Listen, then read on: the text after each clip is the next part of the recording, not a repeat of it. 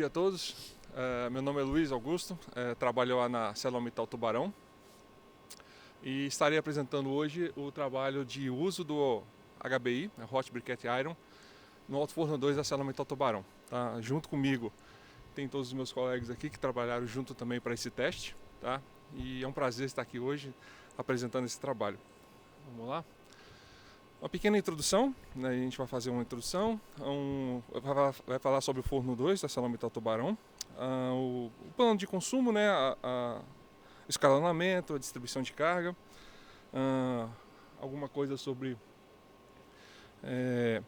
soft melting, tá? O teste propriamente dito, os resultados operacionais, alguma coisa sobre descarbonização, né? Os equipamentos também que é importante citar durante o período.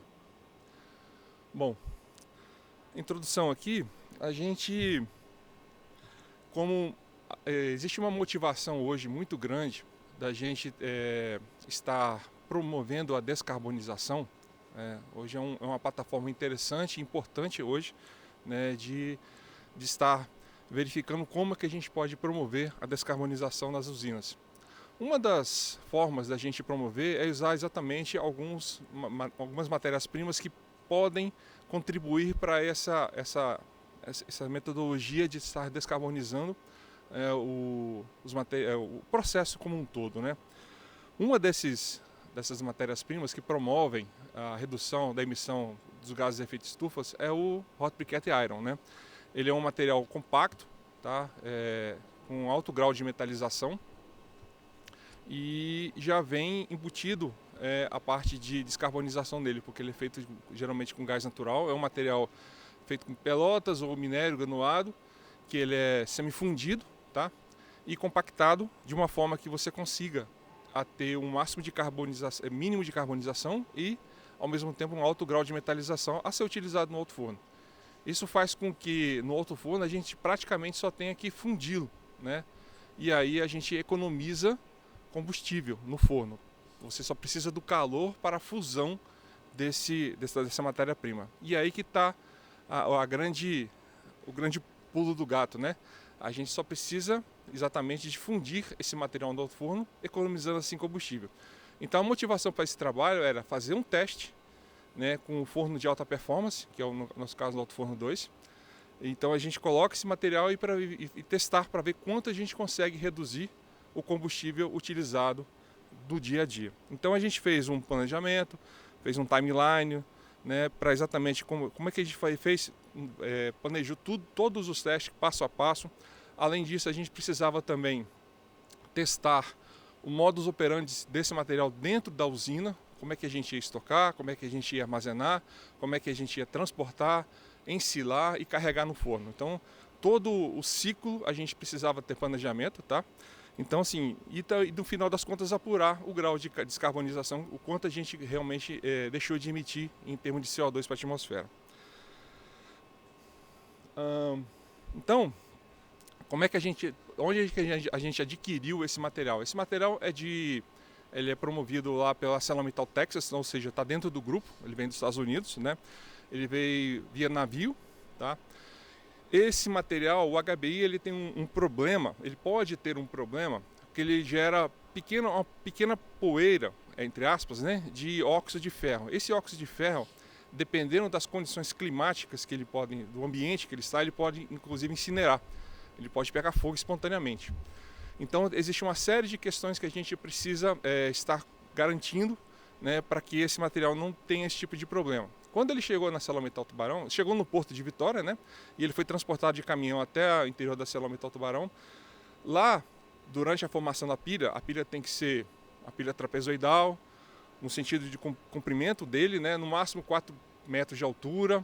A gente fazia termografias, que são medições de temperatura, para ver se ele não estava incinerando, aqui não está funcionando, mas para ver se ele estava incinerando, nessa foto mais colorida, né? A gente media a temperatura, ele estava a 35 graus diariamente, tinha condições de contorno para que isso não se incinerasse. A gente tinha caminhões-pipa do lado, uma série de questões para contornar um possível combustão espontânea. Além disso, a gente fez toda uma varredura em todo o sistema de abastecimento, porque esse material tem uma densidade altíssima, de 5.0, 5.1, 5.0, e isso pode promover desgastes prematuros dos equipamentos, né? Isso é uma preocupação nossa lá, então a gente varreu todo o sistema de carregamento, desde o pátio de minérios até os silos do forno, inclusive os equipamentos do forno, para que isso não acontecesse. A gente trocou vários equipamentos, né, para promover uma verificação do desgaste após o teste, né? Trocamos alguns equipamentos, inclusive, e para que isso não acontecesse, não houvesse nenhum tipo de quebra do equipamento durante o teste. O silo, normalmente a gente carrega o silo que a gente abasteceu a HBI, esse silo geralmente a gente abastece com pelota, então ele cheio, com 100% de cheio, ele tem um peso, a estrutura tem um peso, então a gente não poderia subir o peso com HBI, botar 100% do peso, porque seria um peso muito maior, em termos de, porque ele tem uma densidade, o dobro da pelota praticamente. Então a gente fez um cálculo estrutural para ver quanto que ele aguentava, mais ou menos, tanto para o silo quanto para a balança. Todas as partes cerâmicas que evitam desgaste por abrasão dos materiais pelota, sinter, a gente retirou porque fatalmente ia quebrar, a gente trocou por metálico, balança, alimentador, feeder spout do topo, anéis de vedação do silo, dentro do hopper do topo tinha partes cerâmicas também, a gente retirou exatamente para evitar esse tipo de quebra. Tá? Trocamos correia principal, trocamos calha rotativa, trocamos tudo para exatamente verificar o desgaste após o teste. Essa aqui é a composição química, né? Então o grau de metalização dele é muito alta, né? Chega a 94%, então é bem alta mesmo. Destaque para quando tem finos, não tem ganga praticamente, então assim, é um material praticamente puro, tá? Ferro puro. A gente resolveu testar no Alto Forno 2. O Forno 2 é um forno de alta performance, ele é o menor que nós temos, ele tem 1.550 metros cúbicos, 22 ventανeiras, 8 metros de cadinho. Então assim, é pequeno, mas ele é um forno de alta performance.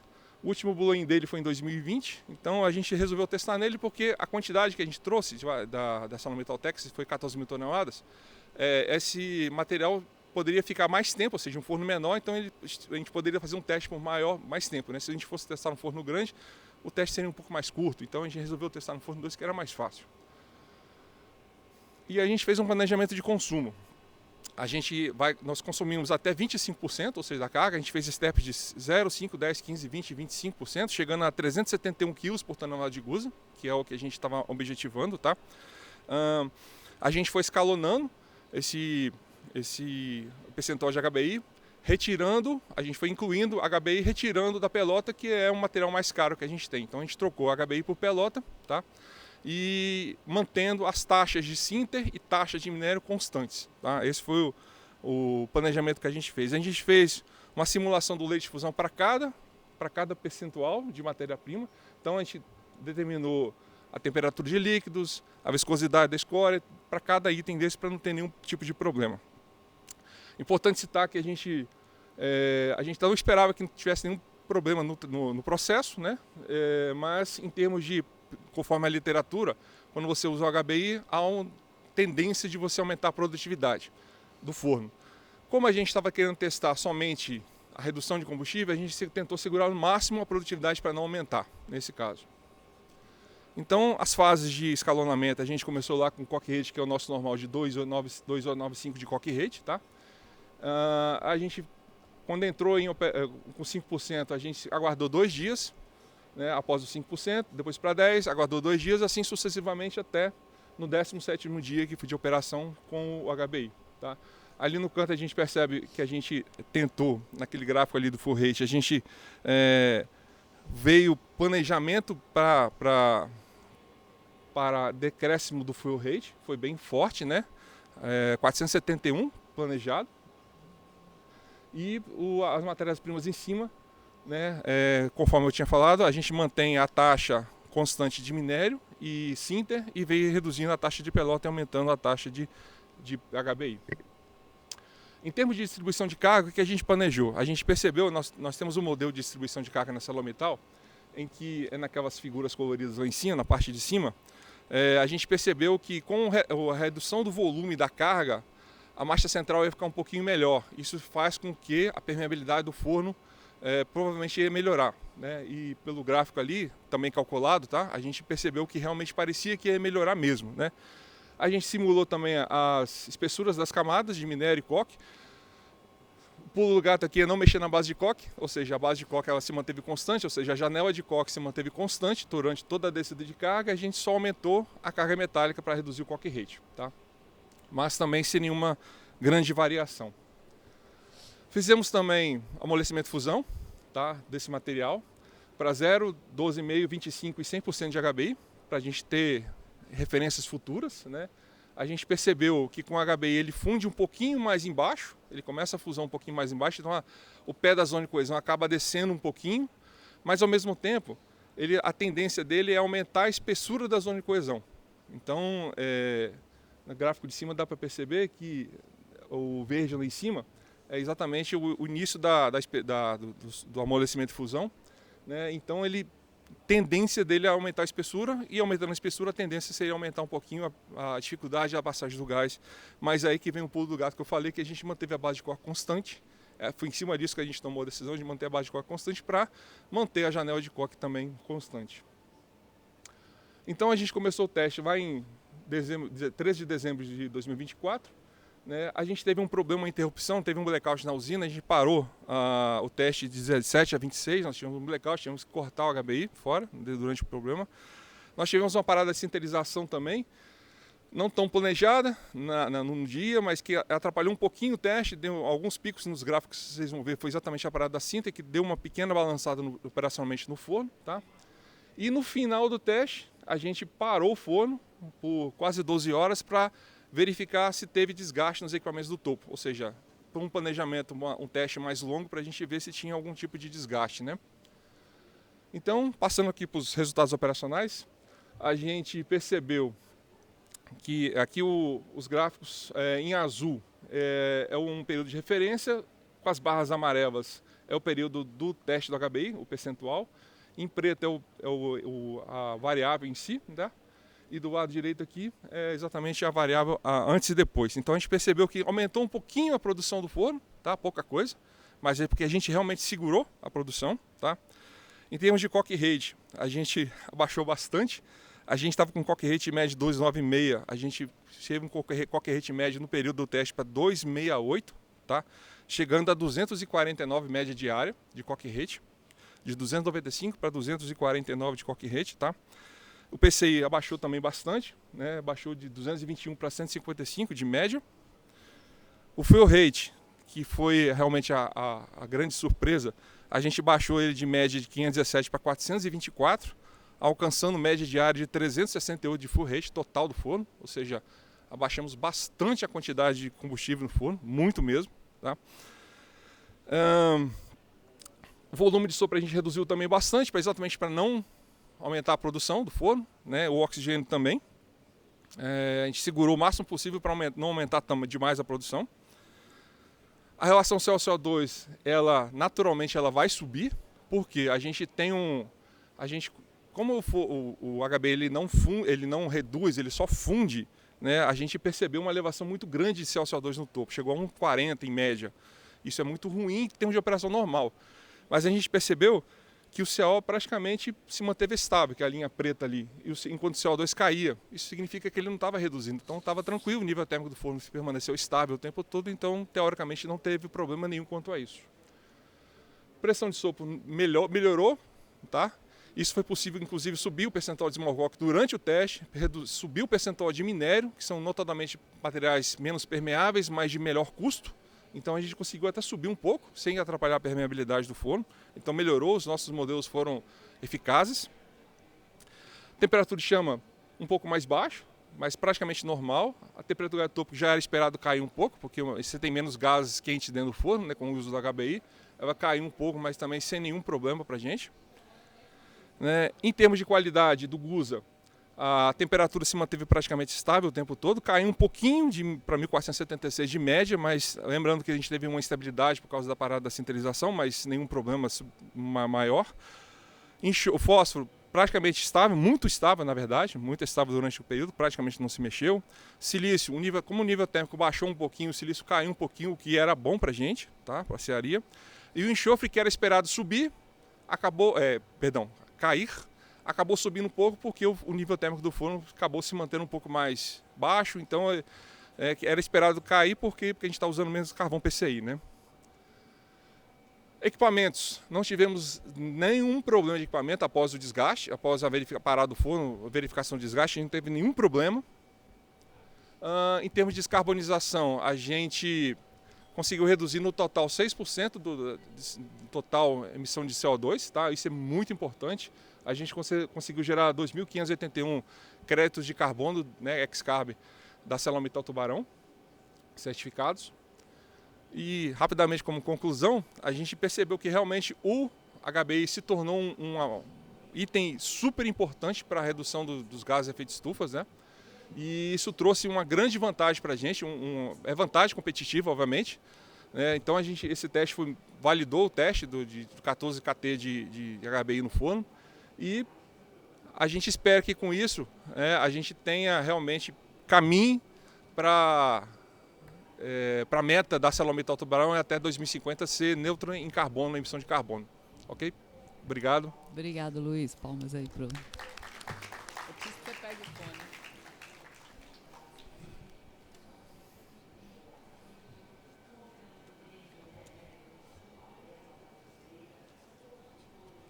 Pega então o microfone para você.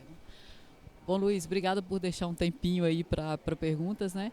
Excelente apresentação, muito bom a Arcelor compartilhar com a gente aí esses resultados, né, que são inovadores e que vão nos ajudar aí nos planejamentos futuros. Está aberto aí, gente, para pergunta. Eu peço que identifique com nome e local de trabalho. Eles têm um microfone aqui para levar até vocês. Levante a mão quem tiver interesse aí, fazer uma pergunta.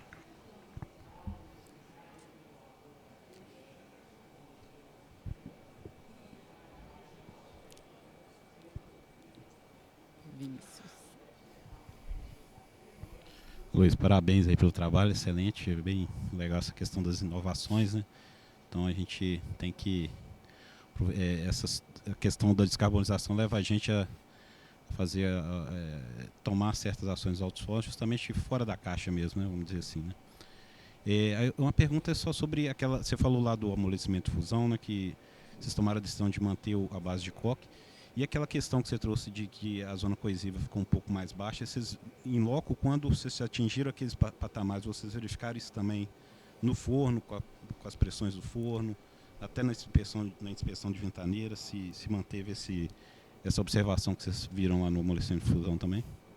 Boa tarde, bom dia, né? Obrigado pela pergunta. Realmente, assim, não deu para perceber um abaixamento da zona de coesão, principalmente pelas ventaneiras. É difícil de você perceber isso, mas não passava nenhum tipo de bloco, nada pela ventaneira, estável.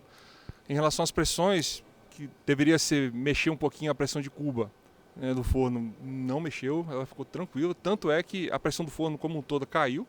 Lembra que eu falei que o centro do forno acabou abrindo um pouquinho, e realmente abriu. A gente teve até que reduzir um pouquinho o central do forno, para não perder tanto o rendimento, que a gente estava com medo, né, porque a gente vê o gás, o CO2 indo embora, a gente trabalha em 1,02, 1,20, 1,30, 1,40, a gente ficou, realmente dá um certo receio, né, no começo, mas a gente percebeu que o nível térmico estava ok, a zona de coesão estava, não tive nenhum problema com o conjunto de insuflação, que era um problema também, porque o abaixamento do pé da zona de coesão poderia trazer um problema em conjunto de insuflação, não teve. Os fluxos na parede permaneceram estáveis, a gente tem as sondas fixas para medir o fluxo na parede, tranquilo, sem nenhum problema, não tivemos nenhuma intercorrência quanto a isso. Foi muito surpresa até, não tivemos nenhum problema em relação a gente não mexeu na distribuição de carga. Para isso, a gente quis manter a matriz de distribuição de carga constante. Vamos tentar manter e depois, se precisar, a gente ajusta. Não precisou ajustar, permaneceu constante quase que o tempo todo. Excelente, Luiz. Eu vou pedir desculpa, a gente vai ter que interromper em função do tempo, mas parabéns mais uma vez aí, tá? Muito obrigado. Obrigado. Eu convido agora para compartilhar com a gente aí também sobre HBI em alto forno, né? Profissional Beatriz Cândido Alonso, você tem 15 minutos de apresentação, Beatriz.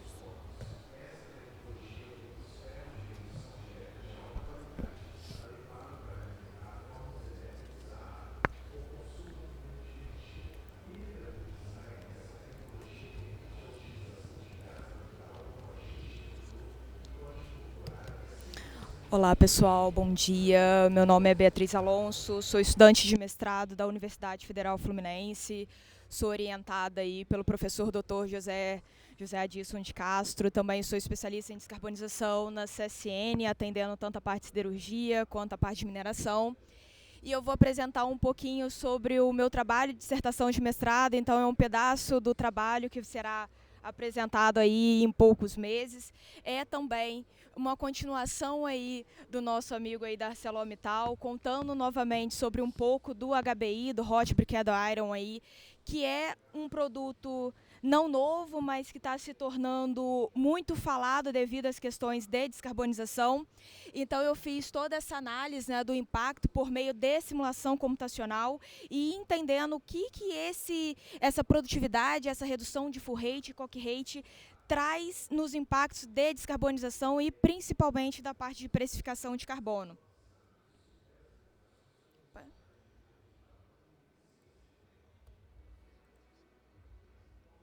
Acho que foi. E aí, trazendo um pouquinho do que vai ser falado, né? Então, um pouquinho da introdução, da parte de contextualização sobre o projeto, a parte dos materiais e métodos, então, vai ser dividido na parte de simulação computacional e também na parte de descarbonização, da parte do cálculo de CO2, como que foi feito, os resultados e as discussões, então, também vamos trazer a parte da simulação computacional e a parte de taxação.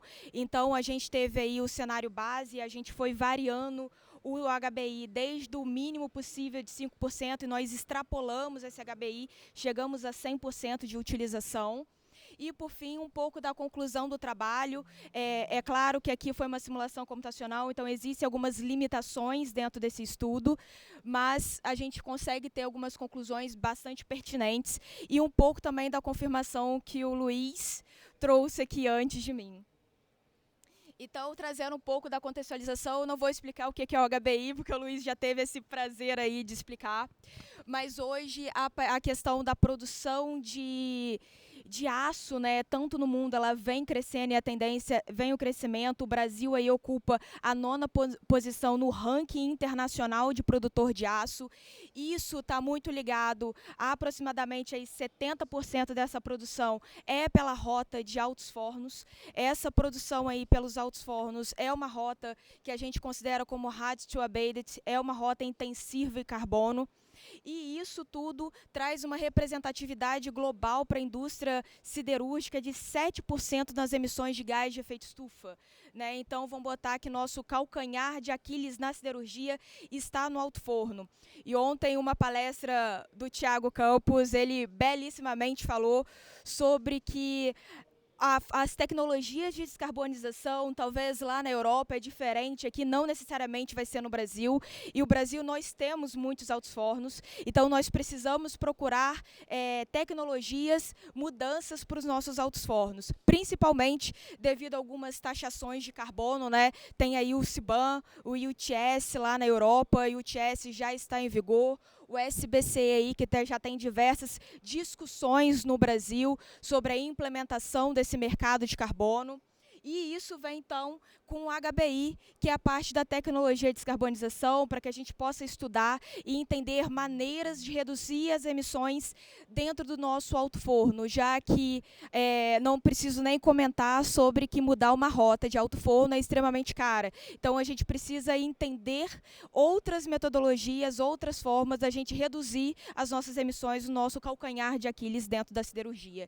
E esse, justamente, é o objetivo do trabalho, que a gente possa entender de forma simulação computacional de como que isso interfere dentro do meu alto forno.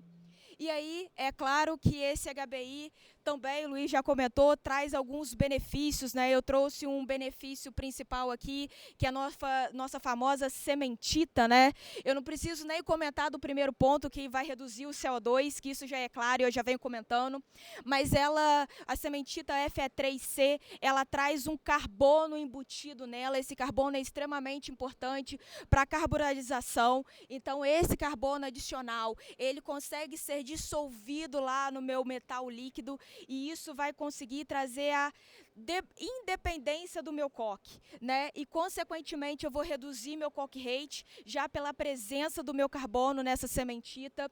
Consequentemente eu vou mexer no meu balanço energético do meu forno, como o Luiz comentou também de algumas mudanças que ocorreram no teste oficial lá na ArcelorMittal, e também eu tenho a minha preservação do meu coque. Por quê? Já que eu vou ter o carbono presente na minha sementita, eu vou ter o meu preservação do meu coque, eu vou ter menor degradação do meu coque, eu vou também facilitar a minha permeabilidade do meu forno, né? Da minha passagem desse meu gás. E aí agora passando um pouquinho para a parte dos materiais e métodos, essa primeira parte é do modelo matemático que foi desenvolvido, tá? Esse modelo matemático, ele é tridimensional, tá? E ele é focado no leito fluidizado do forno. Então a gente consegue, através desse modelo, entender desde a soleira do forno até a garganta do forno. Então eu consigo entender todo o fluxo de gases e tudo que acontece dentro do meu forno. Eu consigo entender toda a parte gasosa, todo o fluxo de gás que percorre meu forno por inteiro. Eu entro tanto na parte dos sólidos, então eu consigo ver o que acontece com o meu coque, com o meu sinter, com a minha pelota, com o meu minério. Eu também vou olhar para a parte dos meus produtos, eu consigo ver o quanto que eu produzo de ferrugusa, o quanto que eu vou produzir de escória, e também, é claro, na parte das minhas ventaneiras ali, quanto ao meu PCI, tá? Esse aqui é um pouquinho do nosso output que o nosso simulador computacional ele traz, né? Que nada mais é que um padrão de distribuição interna do meu forno. Então eu consigo ver a temperatura e também o meu fluxo dos meus gases que acontece no meu interior do meu forno, desde a soleira até a garganta do meu forno, eu consigo ver ele por inteiro. E não apenas isso, mas eu também consigo ver tanto o meu volume de ferrugusa quanto o meu volume de escória que são produzidos ao todo do meu forno. Esse aqui é do cenário base, né?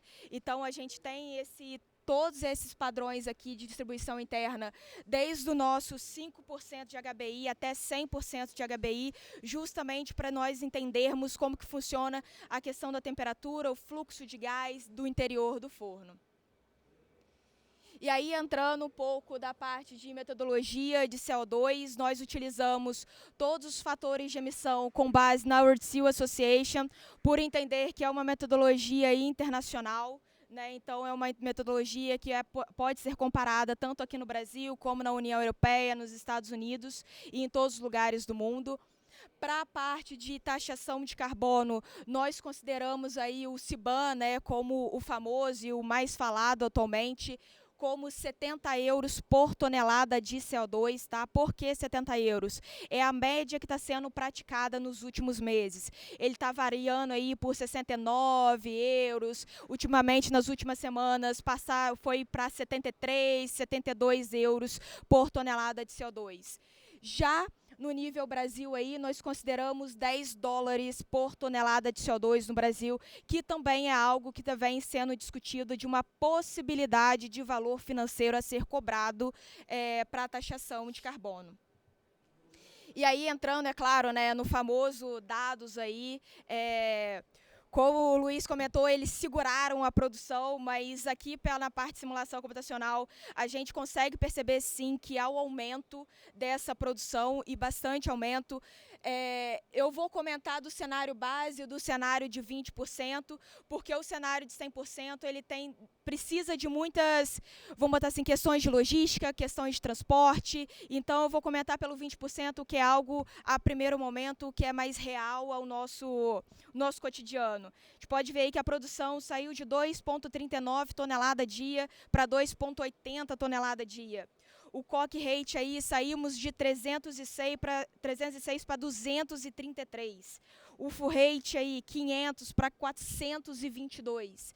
E a carga metálica do forno, a gente fez uma carga metálica que atendessem aos 3 principais cargas metálicas, então o minério de ferro, o sinter e a pelota. Então, da mesma forma que também foi feito na Arcelor, a gente manteve minério e sinter, começou a variar a pelota, por ser algo que para a siderurgia é o que gera mais custo, né? Então a gente precisa olhar para essa questão. E justamente porque entra a parte de taxação de carbono.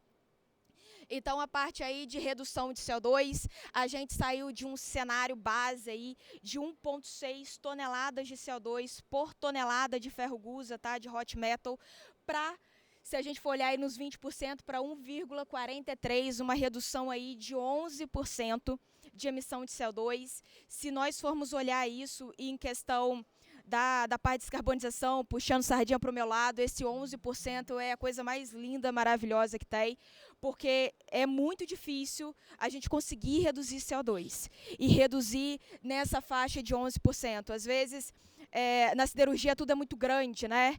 Então, às vezes, você olha e fala assim, quanto que uma siderurgia emite por ano? Cara, ela emite por ano de 9 a 12 milhões de toneladas de CO2, dependendo do tamanho da produção dessa siderurgia. Então, imagina você conseguir reduzir 10, 11% dessa emissão. E se, né, no futuro aí, quem sabe, a gente consegue colocar 100% de HBI no forno, a gente chega numa redução de 40% dessas emissões de CO2.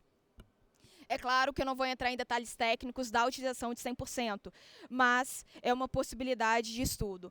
Entrando aí já na parte de taxação de carbono, a gente fez uma comparação entre o mercado brasileiro e o mercado europeu. Então, a gente pode ver o quanto que a gente conseguiria de reduzir, deixar de pagar por meio dessas reduções, que é algo que já está batendo na porta. Para quem não sabe, aí o CBAM, a gente lida muito na CCN lá com a parte lá de Portugal, lá da Europa, e é algo que está batendo na porta, é algo que a gente precisa se preparar. Se a gente não estiver preparado, pode ser algo que inviabiliza até mesmo o mercado e a nossa indústria.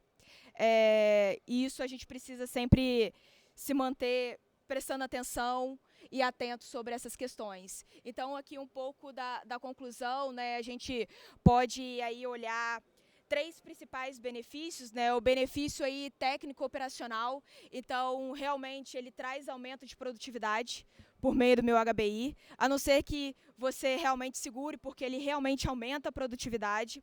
A parte ambiental, então, por meio dessa simulação e nesse cenário, eu consegui chegar até aproximadamente 40% de redução de CO2 com 100% de HBI. Então, isso varia de cenário para cenário, mas nesse momento até 40%. Tem o benefício econômico, você pode falar assim, Bia, mas tem todo o meu custo de compra de CO2. Beleza, temos nossos custos, mas também nós temos outros benefícios que com a entrada da taxação de carbono, isso pode se tornar atrativo para as nossas siderurgias. E, é claro, toda a parte também de limitação do nosso estudo é um estudo baseado em simulação computacional. Então, toda a parte de logística, de chegada ao porto, porque esse HBI não é produzido no Brasil, né? Então, a gente precisa ter uma chegada de logística no nosso porto. Tem alguns estudos de novo hub aí, que o pessoal está fazendo pelo Porto do Açu e outros aí, para ter esse HBI aqui no Brasil, mas ainda não possui. Toda a parte de estocagem também no nosso pátio de matéria-prima, como isso vai ficar estocado, toda a parte de sistema de segurança, para que não pegue fogo, para que não aconteça nenhum acidente. A parte de transporte também, como que esse HBI vai chegar na usina, lá do porto até a usina, como que esse HBI vai sair do pátio e chegar no stock house e, por fim, lá dentro do forno. E também os parâmetros de ajustes operacionais, né? Como o Luiz também mencionou, toda a parte de troca de equipamentos, entendimento de desgaste, isso não foi avaliado por se tratar de uma simulação computacional. Mas a gente consegue observar o quanto que o HBI vem se tornando um material aí, uma matéria-prima que é super importante para a parte de descarbonização da indústria siderúrgica. E eu deixo o meu muito obrigada, fico aí à disposição para dúvidas, depois se quiserem conversar, estou à disposição. Obrigada, Bia. Parabéns, Bia. Obrigada, tá, pela apresentação. Bom, Bia, realmente, né, o professor Zé aí sempre contribuindo com a siderurgia nacional, né? Parabéns pelo trabalho, por usar a simulação para ajudar a esclarecer para a gente aí o comportamento do HBI no alto forno. E o alto forno se mostra sempre extremamente adaptável, né? E acho que vai ter um futuro longo aí pela frente por essa característica que ele tem. Está aberto para pergunta, gente. A Bia deixou um tempinho aí, né, para discussão. Peço que levante a mão e se identifique para fazer a pergunta. Enquanto o pessoal está pensando ali, Bia, uma dúvida que eu fiquei, quando você calculou ali a questão da redução do CO2, você considerou a produção do HBI nesse cálculo ou não? Considerei. Considerou Esse HBI a gente considerou como ele tivesse produção por gás natural. Tá? Porque ele pode ser produzido tanto por gás natural quanto por hidrogênio. Se for por hidrogênio, a emissão que eu apresento aqui seria muito menor, né? Mas nesse caso nós consideramos o HBI sendo produzido por gás natural.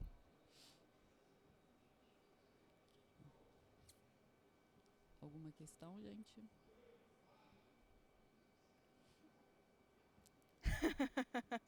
É você que tem a experiência prática lá, Luiz. Bom dia, Bia. Parabéns pela apresentação. Obrigada, Bom trabalho, eu Luiz. achei legal pra caramba. Luiz, da ArcelorMittal Tubarão. Na verdade, não é uma pergunta, é só uma constatação.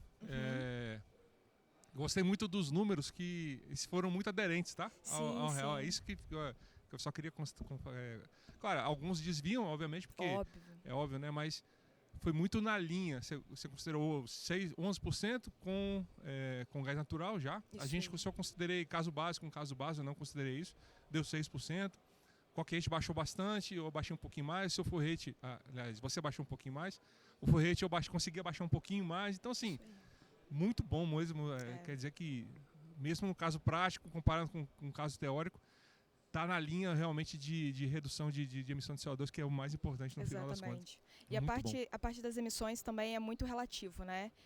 Igual aqui eu usei os fatores de emissão da World Steel Association, mas não sei quais fatores vocês usaram. E isso às vezes pode gerar uma pequena diferença no valor final, mas contata de novo, né? O quanto o nosso simulador está condizendo com a realidade, Exatamente, né? é isso que eu É queria claro que constatar. não vai estar tão assim igual, idêntico, mas a intenção é essa, que a gente aproxime o máximo possível da nossa realidade. É isso aí, parabéns. Obrigada. Bom dia, Bia. Parabéns pelo trabalho. Obrigada, Thiago da SMS. A gente teve hoje aqui pela manhã tanto a parte, né, de simulação, de teoria e a comprovação prática no caso da ArcelorMittal. E aí você veio aqui hoje com um duplo papel, né? Um papel de estudante de mestrado e também de funcionário da CSN. Esses resultados, tanto de simulação numérica quanto de a observação deles na prática, dão confiança à CSN para realizar esse tipo de teste também nos altos fornos que vocês têm em Volta Redonda? Sim, tá. É um dos motivos pelos quais o meu mestrado veio, né? Com a ilustre presença e orientação do Zé. Isso aí eu não posso deixar de não agradecê-lo, né? Esse cara espetacular na parte de altos fornos no Brasil e super reconhecido. Então, sim, tá? A CSN pensa sim, então tem toda a estratégia de descarbonização, está sim nos nossos pensamentos, não podemos descartar apenas isso. Tivemos nossos amigos aí da Arcelor saindo à frente, né? Mas estamos sim pensando e temos nas nossas estratégias. E isso comprova novamente, não só na teoria, mas como na prática, que é possível. Beleza, Bia. Vou interromper em função do tempo. Muito obrigada mais uma vez e parabéns pelo trabalho, tá?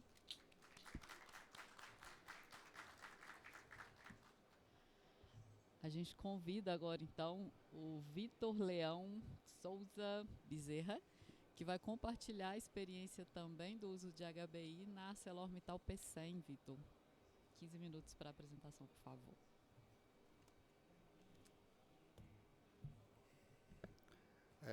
Olá pessoal, bom dia. Eu me chamo Vitor Leão, eu sou analista da parte técnica lá do Alto Forno de P100.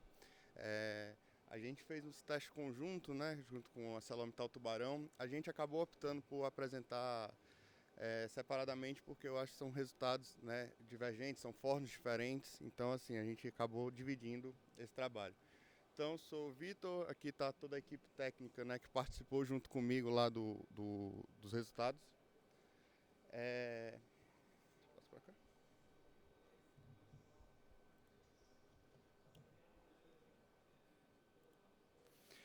Então, assim, a ArcelorMittal ela tem um compromisso, né, com descarbonização. A gente tem a meta, né, da neutralidade em 2050.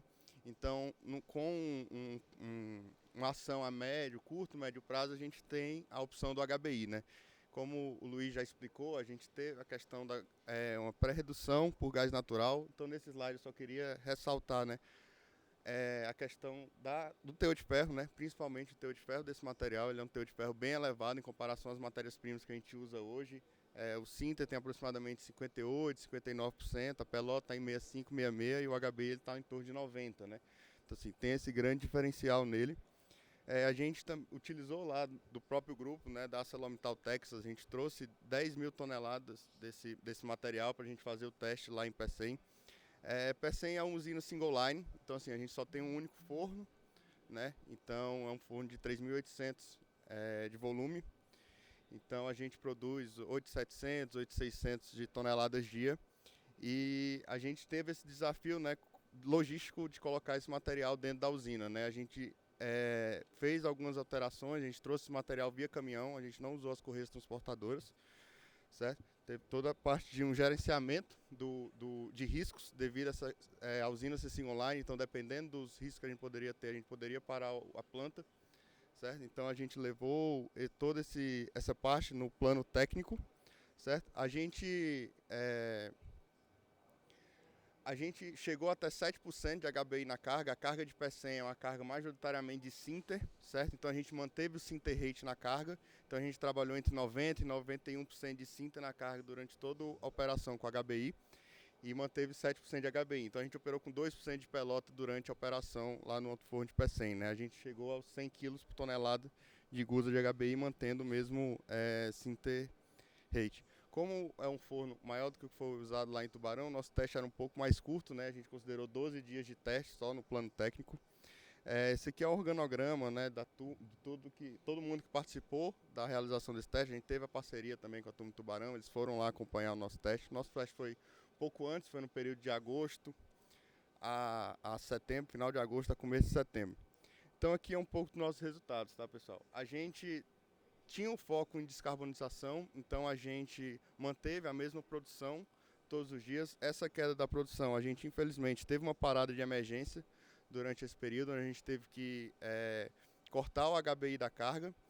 Então a gente ficou em torno de 24 horas sem HBI, depois retornou, que é justamente esse período do dia 2, dia 3, mas depois a gente voltou ao percentual de Sinter e HBI de 7%, e teve reduções, né, do forno, a gente reduziu o volume de sopro justamente para manter essa produção estável.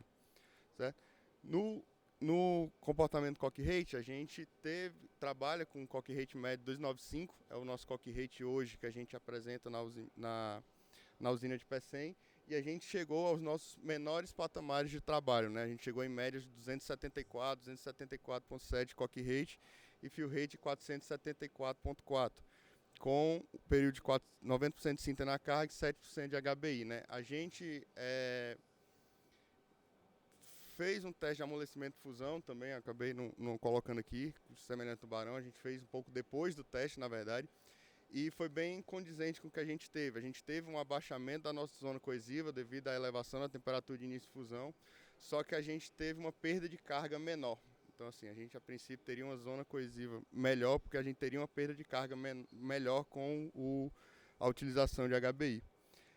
Então aqui a gente tem alguns resumos, né? A gente teve uma redução de 23 quilos no fuel rate, 22 quilos no coque, né? Com a utilização de HBI, uma redução de 8%. No quesito de descarbonização, a gente teve uma redução das emissões, né, de 1,37 para 1,32 toneladas de CO2 por tonelada de gusa, que é uma redução em torno de 4%, que isso dá uma redução, né, durante o período de 2.343 toneladas de CO2 emitidos. E aqui só uma equivalência, só para a gente ter um significado, né, do que seria esse 2.343, foi o grande objetivo do projeto, né? Ele corresponde a 1 ano e meio, tá, do consumo de energia elétrica da cidade de São Gonçalo do Amarante, que é onde está situada a usina de Pecém, né? Há 1.650 veículos rodando 15 mil quilômetros por ano, certo? E há 20 viagens, né, de avião de Fortaleza para o Rio de Janeiro. Então, assim, a gente teve reduções significativas, tá, no consumo de combustível na usina de Pecém com isso. o material, né, o HBI, ele se mostrou, tem um grande potencial sim para elevação de produção. A gente realmente teve que reduzir sopro, teve que reduzir oxigênio para a gente manter a mesma volume de produção durante todo o período.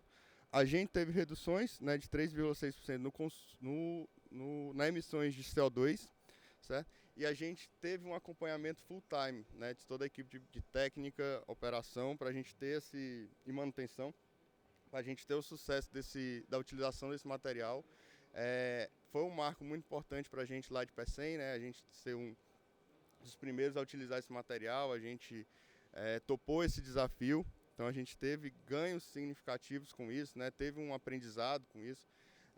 Diferente do Tubarão, a gente não alterou a estrutura dos nossos silos. Nossos silos também têm estruturas cerâmicas, chapas cerâmicas, e a gente teve desgaste nos silos, tá? Assim, a parte de proteção cerâmica, elas foram arrancadas, né? Foram removidas com a utilização do HBI, mas a gente fez um trabalho de reforma mas a gente fez um trabalho para que a gente não tivesse esses impactos nos equipamentos do topo do alto forno, né? A gente teve uma diluição do HBI, a gente sempre carregava o HBI em cima de algum material, devido à questão da densidade dele ser muito elevada, para que a gente não tivesse desgaste, né, tá, nos nossos equipamentos do topo. E não tivemos, tá? Sim. Depois a gente fez uma premissa de a gente realizar o teste do HBI próximo à parada do forno, justamente para a gente ter os efeitos desse impacto. Então a gente teve esses impactos nos nossos silos, que foram materiais que a gente também operou com silo um pouco mais baixo, devido à densidade do material, para a gente ter o controle, para não forçar a estrutura do material. Porém, todo o sistema para frente de balança, do transfer house, de calha rotativa, calha basculante, a gente não teve degradação desses equipamentos devido à utilização do HBI. O que eu tinha para apresentar hoje é isso, então se alguém tiver alguma dúvida e tudo mais, fica à vontade, tá? Muito obrigado. Excelente, Vitor. Obrigada aí pela exposição do tema e pela recuperação do tempo aí, vai deixar bastante tempo aí para perguntas agora, né? Para explorar o tema. Já temos uma mão levantada lá atrás. Peço que fale o nome, né? Se identifique. Nome e empresa, por favor.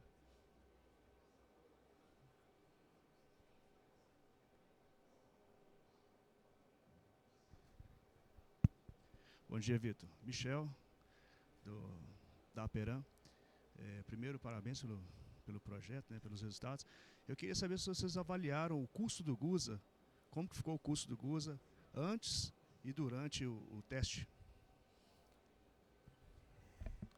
Bom, bem. A gente avaliou sim, a gente teve um impacto, tá, no custo do Gusa com a realização do teste. Então isso é um trabalho que a gente tem feito. A gente teve impactos principalmente de logística, como eu falei, a gente descarregou todo o material do HBI via caminhão, certo? Então, mesmo com a redução de coque rate, a gente ainda teve um impacto no custo com a utilização desse material, mas o foco do trabalho era justamente a descarbe, né? Então, assim, a Celó como um todo, ela topou a realização desse teste, a gente sabia que poderia ter esse impacto no custo devido ao elevado custo do HBI, devido ao elevado custo do HBI. Então, assim, com o planejamento, com a questão, a gente teve algumas dificuldades logísticas, com um custo um pouco maior via caminhão, a gente teve sim uma elevação no custo com a utilização do HBI nesse teste, tá? Mas assim, o objetivo era, a gente viu diversas literaturas, foi até muito legal o material que apresentou anteriormente, que eu acho que seria muito bom a gente ter visto isso um pouco antes, né? Porque assim, a gente achou diversas literaturas onde era utilizado HBI para ganhos de produção. Então tinha-se um resultado, uma expectativa, né, de ganhos de produção, mas a gente via poucos trabalhos com essa confirmação de reduções de coque rate. Então a gente realmente quis segurar a produção para ter um ganho maior em descarbe, para ter um ganho maior na redução de combustível. Então esse foi o objetivo do trabalho e ele foi atingido. Mas em questão de custo, a gente teve sim uma elevação pontual do custo durante o teste. Parabéns, acho que é isso mesmo. O desenvolvimento é para isso, né? Parabéns pelo trabalho. Obrigado.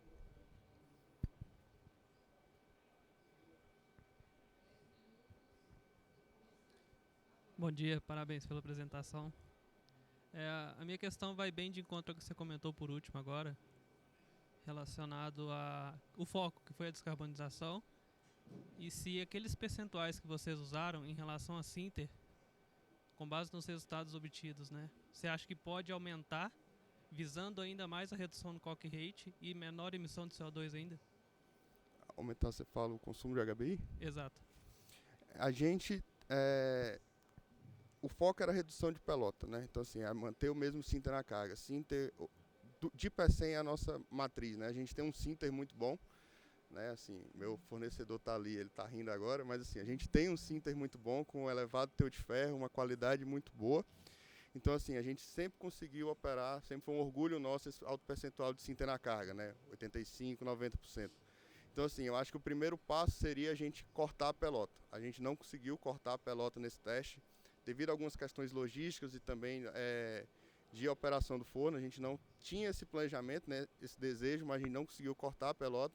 Mas eu acho que no momento em que a gente tem esse corte da pelota, consegue operar com Sinter e HBI, aí eu acho que seria um terceiro passo a gente realmente ver se, na questão de descarbe, se a gente conseguiria reduzir esse Sinter na carga e aumentar a HBI. Mas na minha visão, eu acho que depois que a gente cortasse a pelota e ganhasse o coque rate, eu acho que a gente tentaria levar a produção para ter mais nesses ganhos, né, nesse caminho. Eu acho que seria algo nesse sentido. Ok, obrigado.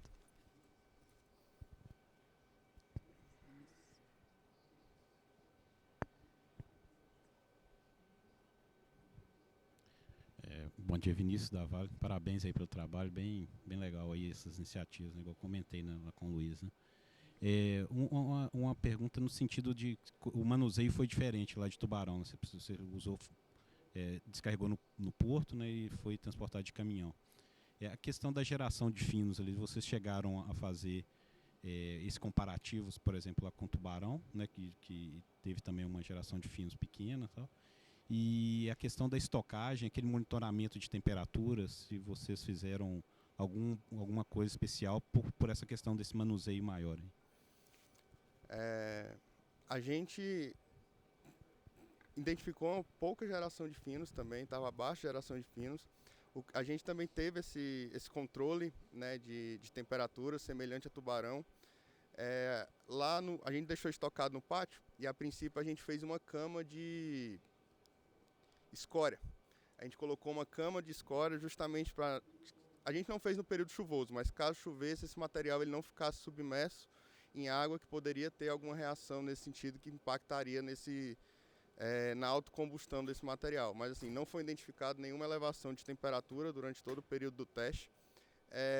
Então a gente, depois dessa cama de escória, a gente passou um separador magnético, né, um ímã, para justamente a gente consumir todo o HBI que estava no pátio e separar ele da escória, para não ter um impacto no forno devido a esse carregamento dessa escória.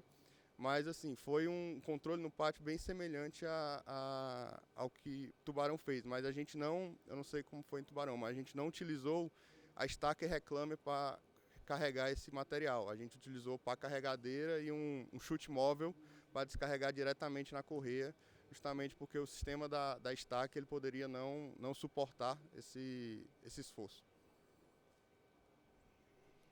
Mais alguma questão, gente, da plenária?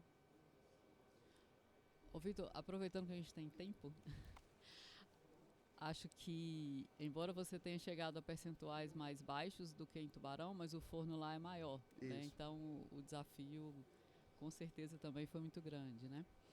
E até aproveitar o Luiz também que está aqui na plateia, em termos de estratégia de carregamento, o que vocês mudaram, assim, se quiser os dois compartilharem, nenhuma estratégia de...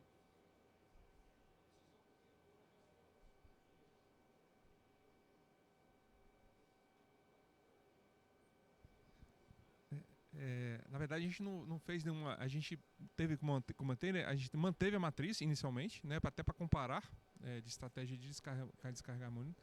Assim como o Vitor falou, a única estratégia que a gente fez foi descarregar o material sobre outro material, geralmente Sinter, para ele não. Porque como o HBI ele tem um corpo bem liso, vamos dizer assim, quando ele cai, isso foi que. Várias coisas do que aconteceu lá em Pecém, porque eles testaram primeiro, né? A gente replicou em Tubarão, Uma delas foi exatamente isso, descarregar o material na correia sobre outro material, igual o sinter, porque o material ele podia escorregar pela correia para fora. Já até isolou a correia embaixo, mas ninguém passando nos primeiros dias, né? Foi a única estratégia que a gente teve. Fora isso, exatamente para o material não cair sozinho dentro do silo, porque poderia quebrar o silo, desgastar prematuramente, fazer uma cama, como ele falou também, a gente aprendeu lá, né, com eles, fazer uma cama de material dentro do hopper para não desgastar muito o hopper do topo. Mas em termos de distribuição de carga, a gente manteve a mesma coisa, porque a gente, pelos nossos modelos, já mostrava que a gente ia ter um ganho em permeabilidade, que a gente estava com o pé atrás, vamos dizer assim, né? Se realmente ia acontecer, e aconteceu que a gente não precisou mexer nada na matriz do forno, matriz de descarga.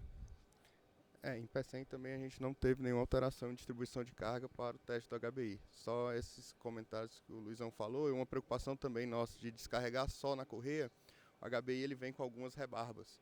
Então a gente tinha a preocupação desse material acabar rasgando alguma das nossas correias, então por isso a gente fez esse teste sempre descarregando sobreposto ao material. A gente já descarrega dessa forma em Pecém, a gente descarrega a pelota sobreposta ao sinter, então a gente só aproveitou a mesma balança que estava a pelota para descarregar em cima do sinter o HBI. Por isso que foi um dos motivos da gente não conseguir cortar a pelota, porque senão ia ter que descarregar o HBI dentro da balança de forma sem ter nenhum material para ampará-lo nesse sentido.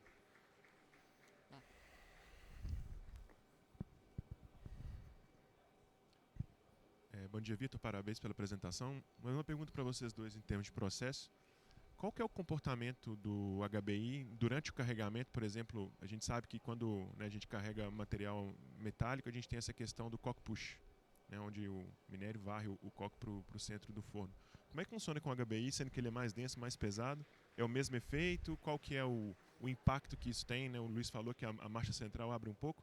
É por conta disso ou não?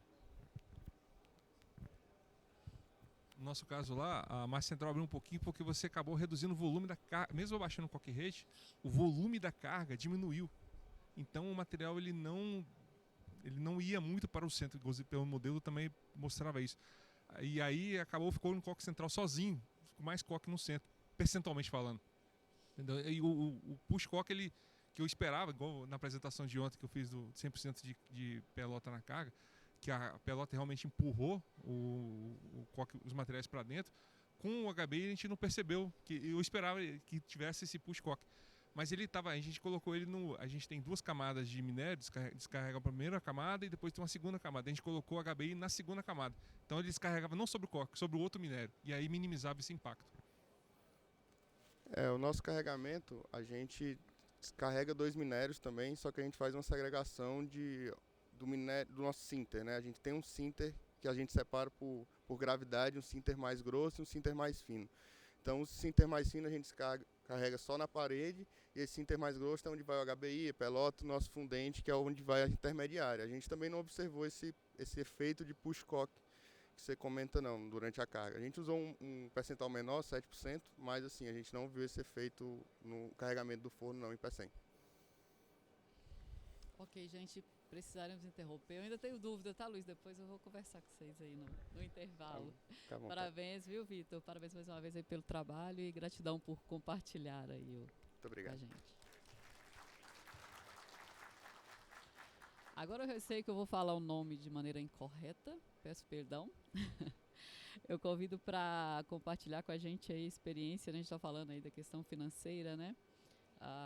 O profissional, deixa eu ver aqui, o nome aqui é Deepak Verna. Please. 50 minutes for presenting. Thank you, and good morning, everyone.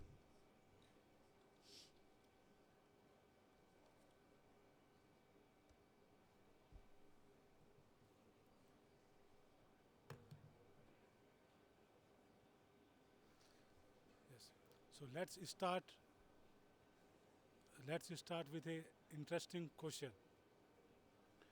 Do gas injection and charging of DRI really contributes to blast furnace decarbonization? And if yes, then which one is most effective approach?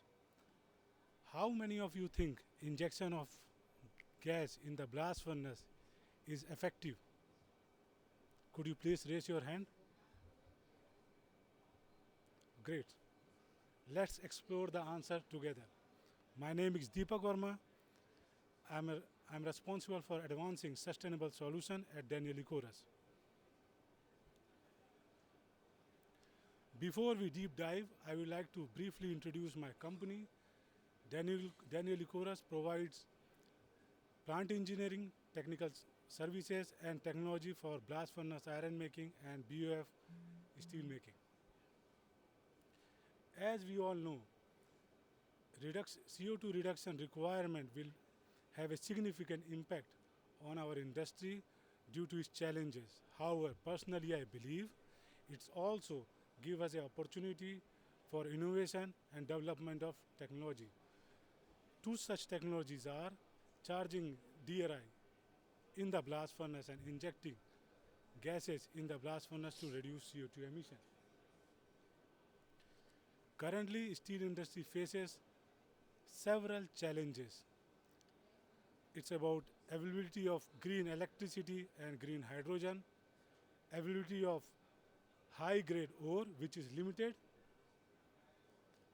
then scale up of the new technology, which requires some time to develop, capex and opex.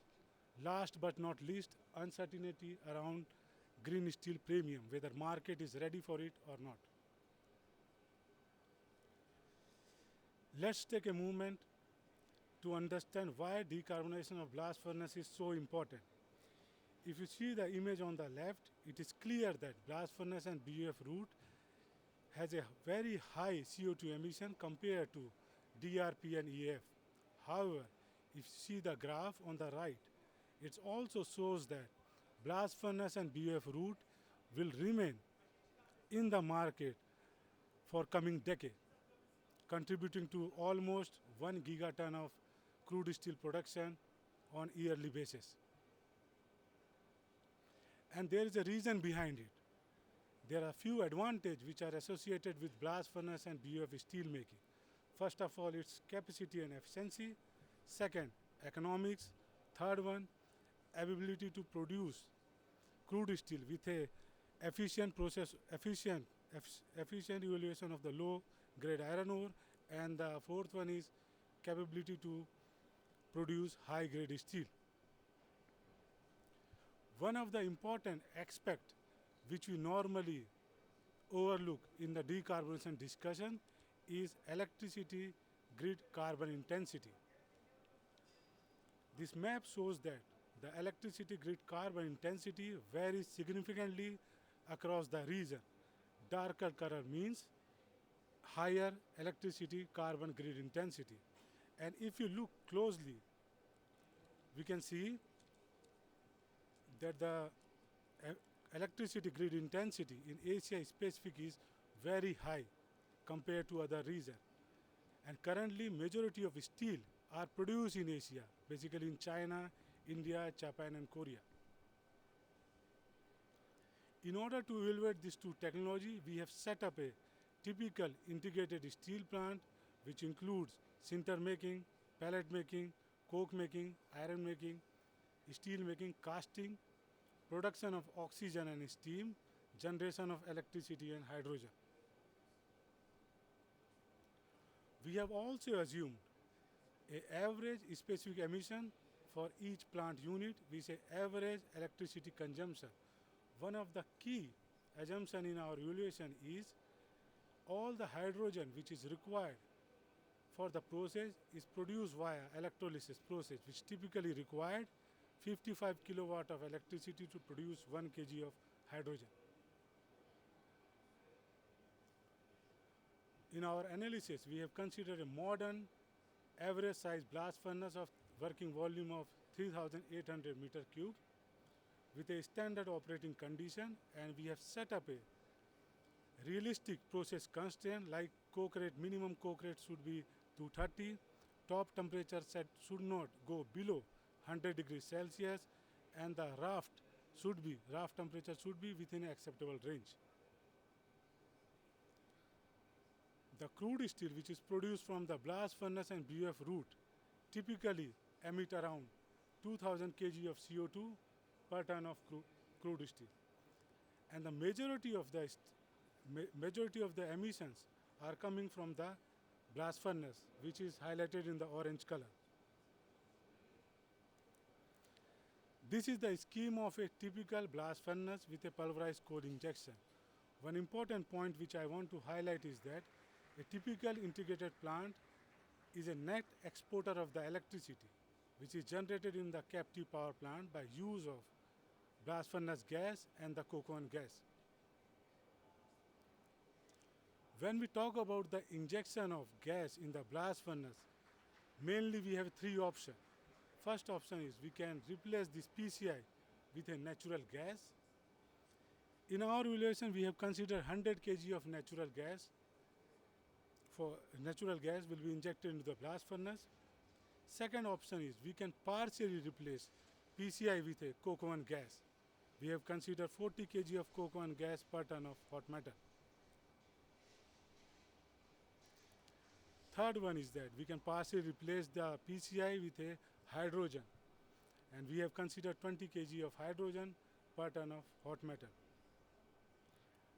Based upon all this consideration, we have run our internal CO2 calculation model, and the result shows that if we inject 100 kg of natural gas in the blast furnace, it will reduce your scope 1 CO2 emission by 20 kg. And if you inject a 40 kg of coke oven gas in the blast furnace, it will reduce your CO2 emission by 80 kg. And if you inject 20 kg of hydrogen in the blast furnace, it will reduce scope 1 CO2 emission by approximately 114 kg. Based upon our evaluation, we can say that the amount of gas which we can inject in the blast furnace and its efficient utilization is limited due to the thermodynamic constraint, top gas temperature and the raft temperature.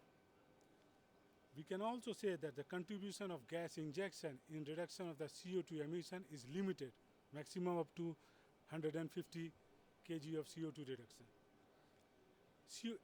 Injection of coke oven gas in the blast furnace is an attractive option. However, its effectiveness is dependent upon overall plant energy and gas balance. The second technological solution is we can use the gas to produce DRI and then charge this DRI in the blast furnace to reduce CO2 emission. And we have considered 30% of DRI in our burden. Now, DRI can be produced by different reducing gas. It can be produced by natural gas or coke oven gas or with help of hydrogen. Our evaluation says that if you charge 30% of DRI made from natural gas, it has a potential to reduce your scope 1 CO2 emission by 185 kg. And if you charge DRI, which is made from coke oven gas, into the blast furnace, it has a potential to reduce CO2 emission by 225 kg. And if you charge DRI, which is made from hydrogen, into the blast furnace, it has a potential to reduce your CO2 emission by 425 kg. For DRI, we can say that the usage of DRI in the blast furnace has a significant potential to reduce scope 1 CO2 emission. We also believe that we can produce DRI on-site by use of blast furnace gas pellet and by on-site using an on-site process gas like coke oven gas. The selection of reducing gas, of course, depend upon the availability of the gas and the detailed techno-economical analysis. The usage of coke oven gas is a lucrative option which is very effective to reduce a CO2 emission, particularly when you don't have a hydrogen available. As I mentioned earlier, that electricity grid intensity is a very important factor to evaluate any decarbonization technology. So to complete our evaluation, we have plotted the CO2 emission of a particular technology against different electricity grid carbon intensity. On the y-axis, we have a CO2 emission for a particular technology. On the x-axis, we have a different electricity grid carbon intensity. From this graph, it is clear that effectiveness of a particular solution is highly dependent on electricity grid intensity. For example, if we look at the dark blue line, it is only effective if the electricity grid intensity is below 275. Above this, the emissions are higher than the standard blast furnace emission, which is highlighted by black line. Another important result from this evaluation is that if you look at the green line, which indicate the production of DRI from the coke oven gas and then charged into the blast furnace, has the lowest CO2 emission within a very wide range of electricity grid intensity from 50 to 500.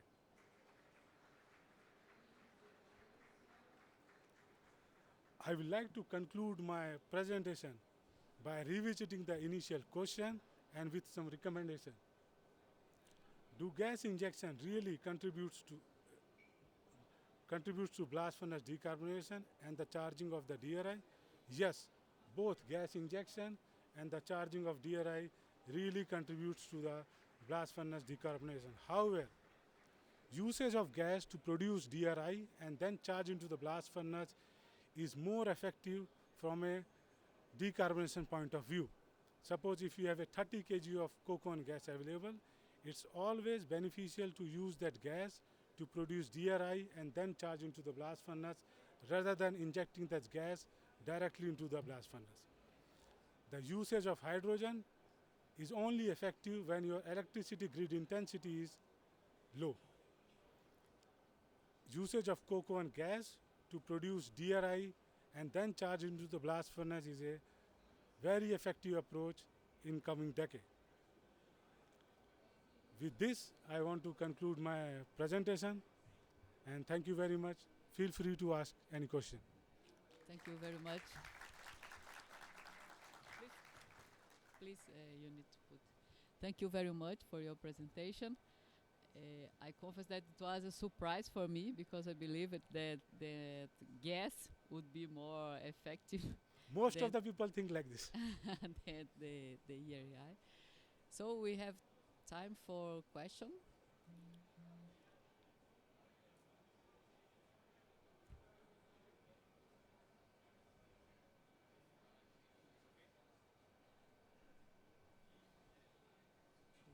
It is okay to use English?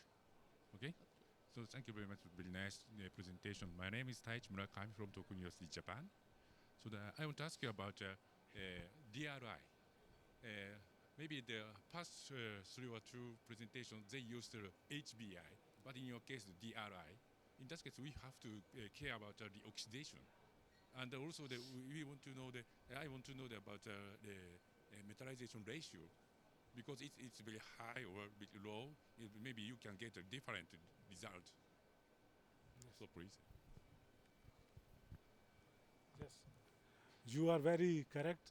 So all the previous presenters, they have mentioned HBI and intentionally I have mentioned DRI because first of all, from a CO2 perspective, there is not much difference from a specific emission of either HBI or DRI because the only extra thing is you require a briquetting machine below the DRI.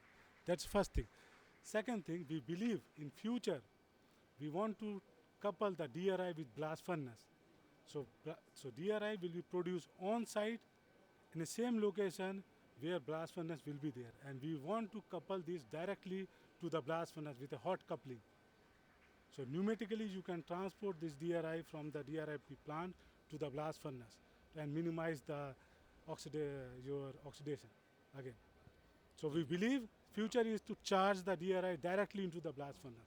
If you want to charge hot charging, sorry. If you want to use a direct charging, for example, hot charging, yes, you have to care the new charging system because the belt conveyor is very weak for the hot one. Yes, this is also very true, and we have a charging system which can handle the hot DRI. Okay. So Danieli top charging system can handle the hot DRI. Okay. Thank you very much. Thank you. We have time.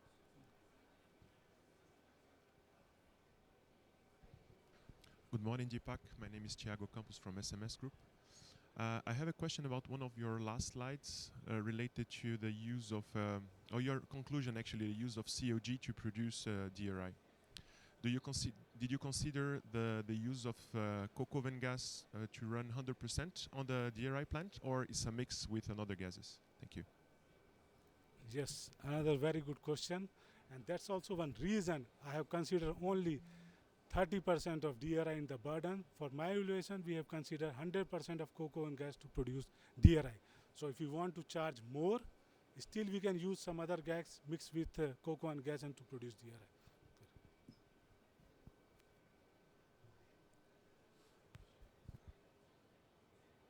I think we have time for one question.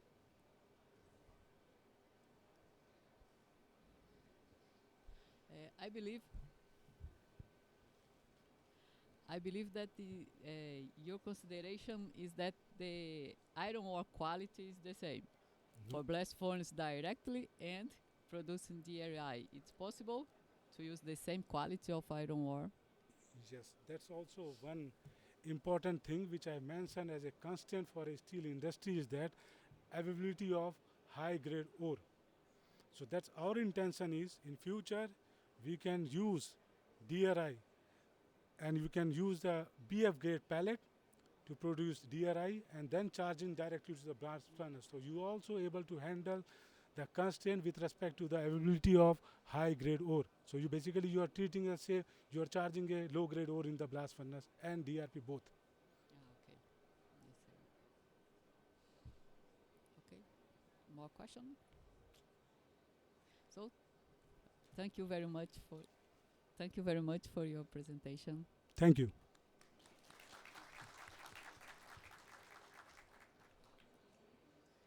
Bom, a gente passa então para o nosso último trabalho dessa sessão.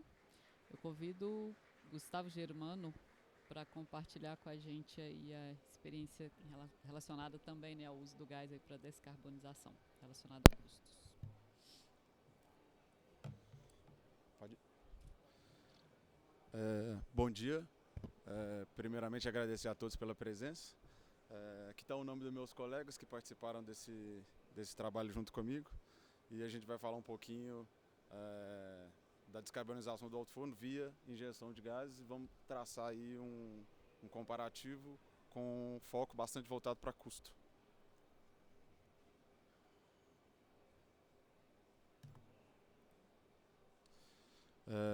Nós somos então da SMS Group, uma empresa que é capaz de fornecer toda a linha de produtos de uma indústria siderúrgica, desde o parte de matéria-prima até o produto acabado.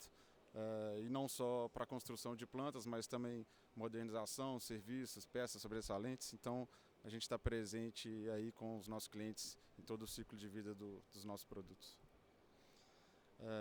Então, a sociedade ela demanda da gente hoje uma redução das emissões de CO2 em função das mudanças climáticas. E o Acordo de Paris, possivelmente eu vou ter que atualizar esse slide aqui depois da COP30, mas o Acordo de Paris definiu que até 2030 a gente tem que reduzir os países que acordaram a 43% das emissões e chegar em emissões zero até 2050. Isso é impactante para o nosso setor porque a gente é responsável por 11% das emissões globais. Esse número aí varia de 7% a 11% a depender da fonte que a gente está buscando. E dentro do nosso setor, a rota alto forno convertedor é uma rota que emite muito CO2. Então, é preciso ter uma atenção para esses equipamentos e buscar a descarbonização dentro deles. Nessa imagem aqui a gente consegue ver, né, dentro aí do percurso que a matéria-prima passa dentro de uma siderúrgica, de fato o alto forno é aquela etapa que tem a maior efeito, maiores emissões de CO2. Aí então a gente deu um pouco do contexto global, vamos olhar um pouco para o cenário brasileiro. Naturalmente, o Brasil também sofre as mesmas pressões para a redução das emissões, assim como diversos países do mundo. E aí vamos traçar aqui alguns aspectos específicos do nosso cenário. A gente tem uma produção anual de aproximadamente 36 milhões de toneladas. Temos aí a meta, né, de chegar até 50% de redução em 5 anos, uma meta usada. Majoritariamente, né, mais de 3/4 da nossa produção está baseada na rota alto forno convertedor. A gente não vê grandes investimentos, novas plantas sendo construídas no futuro. É o que esse gráfico aqui mostra, né? As curvas de cima são as plantas que a gente tem em operação, capacidade de produção em operação. A segunda curva é a capacidade em construção. E a terceira curva é os novos investimentos anunciados. Então a gente vai contar bastante com os ativos que a gente já tem existente aí para um futuro, vamos dizer, até 2030 nós vamos ter que contar com o que a gente já tem. O Brasil ainda está iniciando o mercado de carbono. Então tem o Sistema Brasileiro de Crédito de Emissões, que foi regulamentado, está em regulamentação através da Lei 15.042 de 2024, mas o sistema em si ainda não está em operação, assim como a gente tem, por exemplo, na Europa. E a gente tem aí alguns investimentos já anunciados, BNDES em torno de R$500 bilhão e do CIF, um instituto internacional, em torno de R$1 bilhão. Então o que está de amarelo ali são os pontos que eu gostaria de chamar mais atenção, né? Nós não vamos ter grandes investimentos no futuro e nós temos aí cerca de 1,5 bi de investimentos já anunciados. O problema é que para a gente fazer a descarbonização do aço brasileiro, a gente vai precisar de 600 bilhões, isso é 600 vezes o que a gente tem anunciado. Ok, um outro estudo indica algo em torno de 180 bilhões, mas ainda assim está muito aquém, muito além do que a gente já tem de anúncio. E dentro disso a gente tem ali, né, altos fornos para décadas e o entendimento de que seria pouco econômico abandonar a rota que a gente já tem para seguir para uma rota completamente nova. Dentro disso, a minha pergunta é o que faz sentido no momento. E aí o nosso entendimento é que faz sentido encontrar soluções que são tecnicamente viáveis, mas principalmente economicamente viáveis e que façam uso dos equipamentos que a gente já tem. Visto que, pelo slide anterior, nós não vamos ter grandes modernizações nem plantas novas. Então existem aí várias estratégias para reduzir as emissões e a gente entende que uma das estratégias de curto e médio prazo para a redução das emissões de CO2 é através da injeção de gases, substituindo aí o coque e o carvão pulverizado. Nesse estudo a gente focou principalmente na substituição do coque através da injeção de hidrogênio, gás natural e gás de coqueria. Então o que a gente fez? A gente pegou um alto forno que produz 10.000 toneladas dia, é o alto forno de um cliente nosso na Ásia, e a gente baseou o nosso estudo em cima dele. O alto forno opera conforme está aqui nessa tabela, são os parâmetros principais. A gente manteve o PCI em 180, e o que a gente fez foi considerar um caso base de 320 kg por tonelada de coque, e aí simulamos alguns outros casos para 310, 300 e 290 kg por tonelada. Então são reduções aí de 10, 20, 30 kg por tonelada. E aqui está a composição dos gases que a gente considerou. Só voltando no slide, a gente fez todo o cálculo do balanço de massa no sistema proprietário da Polvult, que é o BF Expert, que é o nosso sistema de nível 2, e dentro dele está acoplado um software que chama Memo, que faz o balanço de massa e energia para altos fornos. Dentro dos cenários que eu apresentei então no slide anterior, a gente considerou as emissões de cada um desses materiais, coque, carvão pulverizado, gás de coqueria e gás natural. Obviamente o nitrogênio não tem carbono, então não está aqui nessa tabela. E a gente considerou o custo de cada um desses materiais no mercado brasileiro. Como foi um trabalho conjunto com colegas de fora, a gente colocou aqui em euro, mas mais para frente eu apresento os valores em reais também, utilizando essa cotação aqui. Então esse aqui é o resultado do nosso balanço de massa. Nesse caso aqui, para o hidrogênio, mas a gente tem essa tabela para todos os gases injetados. Então aqui as variações no coque rate, como eu comentei, as taxas de injeções foram mantidas constantes para fim de comparação, né, para a gente mudar apenas uma variável e avaliar a partir disso. Parâmetros aí importantes para a gente são a composição em função do calor específico e a temperatura do gás de topo, e os principais objetos do trabalho, que são a variação no custo operacional e a variação nas emissões de CO2.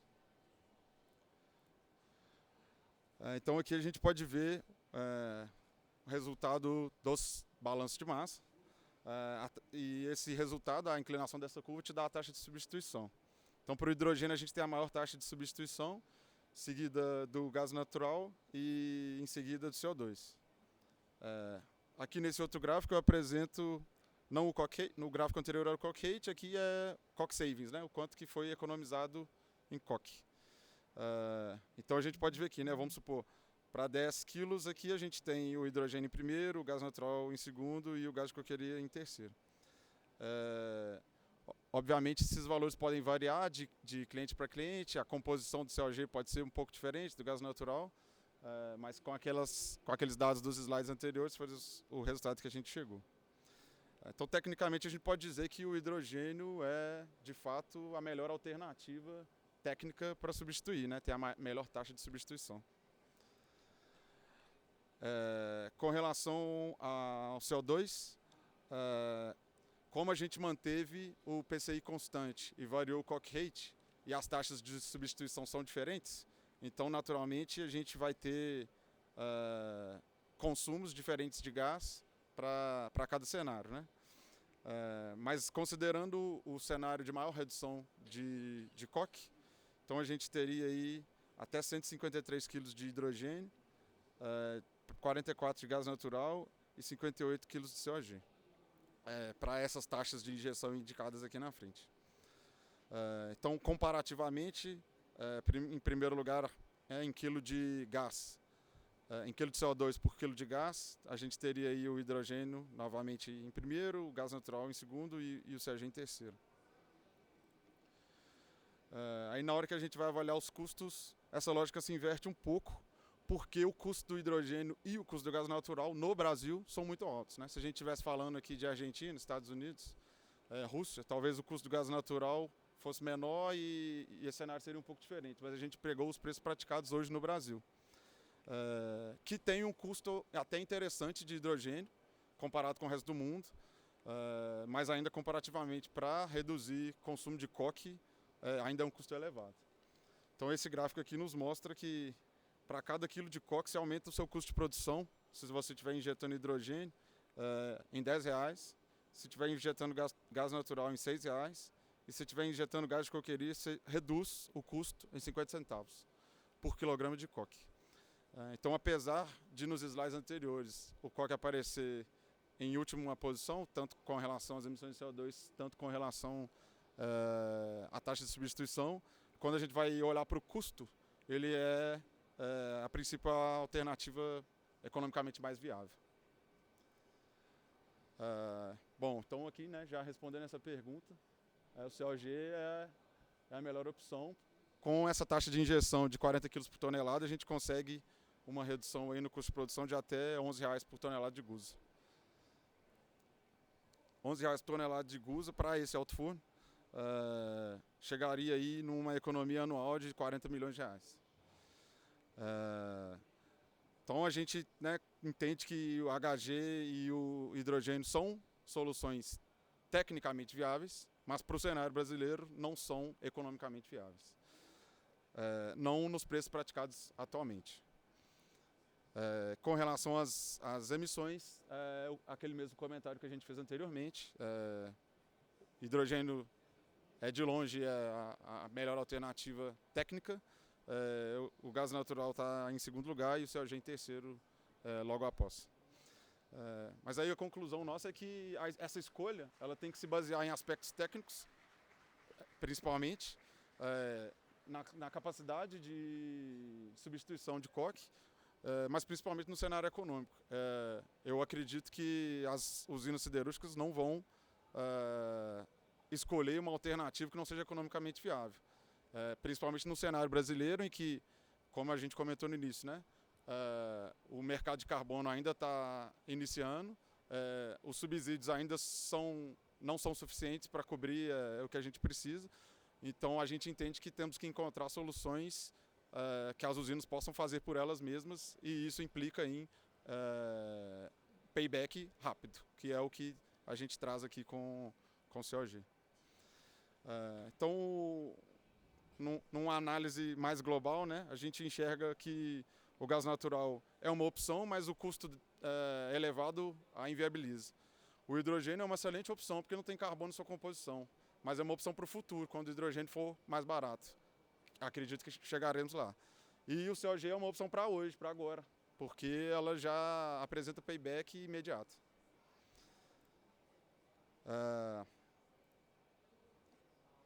Aí, beleza, né? A gente fez aqui então a avaliação, entendemos que o COG é uma opção viável. Vale prestar um pouco de atenção em outros resultados do balanço que não os custos, né? Alguns resultados técnicos. Então a injeção de gases ela vai ter uma influência na temperatura de topo, porque o volume de gás vai se alterar. Então a gente estabeleceu um limite para os balanços de mínimo 100 graus Celsius de temperatura de topo, para evitar condensação. A gente pode ter um aumento de produção em função da menor viscosidade, da melhoria da permeabilidade do forno. E aí alguns desafios para a injeção de COG. A gente sabe que o gás não é 100% limpo, então tem que tomar cuidado com condensação, corrosão e algumas impurezas que podem estar presentes. Dentro disso a gente tem soluções aí completas para injeção, solução para compressão do gás, solução para injeção e distribuição do gás ao redor das ventaneiras, com taxas variáveis das mais baixas às mais altas possíveis. Obviamente um sistema completamente automatizado e que se preocupa com a segurança tanto operacional quanto dos operadores. E aí algumas referências que a gente tem de sistemas de injeção de COG ao redor do mundo. E eu quis trazer aqui também ao final essa imagem que mostra duas opções de injeção. Na imagem inferior a gente tem uma injeção combinada com PCI, então numa lança vai carvão pulverizado, na outra lança vai o gás de coqueria. Na segunda opção a gente tem uma timpa e uma ventaneira especial, no qual o gás é injetado lá dentro, direto da ventaneira, sem passar pelo algaraviço. Bom, acho que consegui cumprir o tempo aí. Esses estão meus contatos, podem ficar à vontade para conversar depois. Excelente, Gustavo. Obrigada, tá, pela exposição. Você cumpriu o tempo com louvor. Eu vou aproveitar antes das questões, gente, só lembrá-los que no intervalo a gente tem os trabalhos em pôster para vocês visitarem e que após o intervalo o seminário de redução vai estar concentrado nas salas 1 e 2 e no início da tarde, após o almoço, nós vamos nos concentrar na sala 2 com a presença do Dr. Pasquale, que será nosso keynote aí, falando um pouco do cenário na Europa, tá bom? Então a gente convida todos para estarem lá na sala 2 no início da tarde, para participar. Então, está aberto para pergunta, gente. Peço que identifiquem, né, e nome e onde trabalha. O Gustavo, gostei bastante, né, muito esclarecedora aí sua apresentação. E bacana porque já tem realmente muitas plantas que já estão explorando aí essa oportunidade da injeção do COG, né? Isso é bastante interessante. É isso aí. E para essas referências a gente teve aí paybacks em torno de 2 anos, né? Então eu acho que faz sentido aí para o cenário brasileiro também. É muito bom.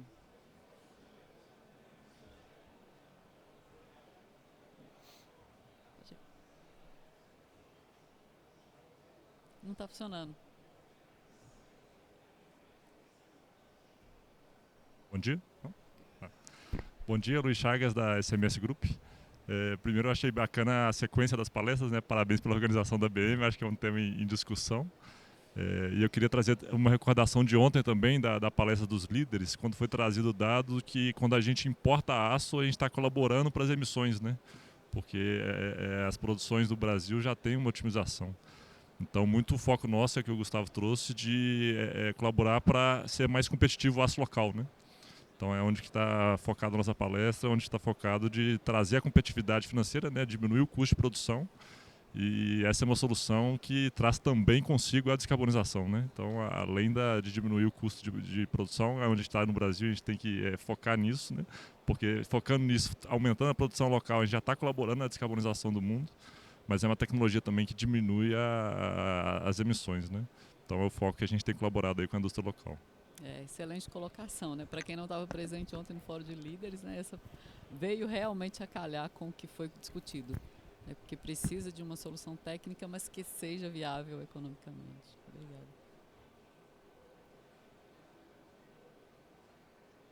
Acho que ela primeiro. Olá, bom dia. Eu sou a Andriele da Vale. Eu gostaria de saber se vocês fizeram a avaliação dos custos para implantação, né, da aplicação do COC, do Coke Oven Gas. Eu tenho uma referência para você daquelas plantas que a gente apresentou, não sei se eu consigo voltar aqui. Mas as plantas que a gente apresentou aqui no final,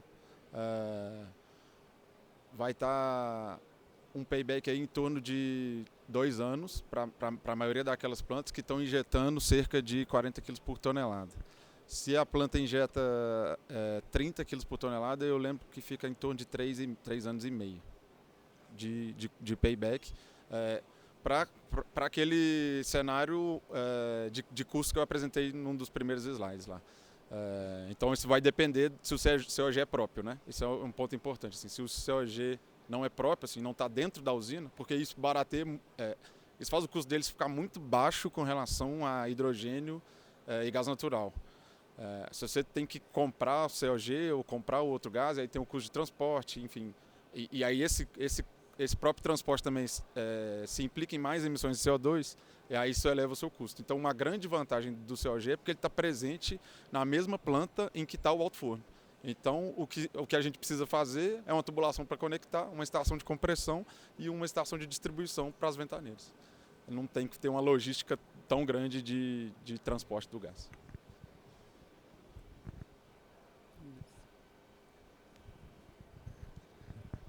Bom dia, parabéns pelo trabalho. A usina de Astúrias eu até conheço, né? Já fui lá, já vi como é que é a injeção de COG. O problema é que às vezes a gente fica competindo em quem injetar COG no forno ou às vezes gerar energia elétrica, né? Então é difícil a competição, mas enfim.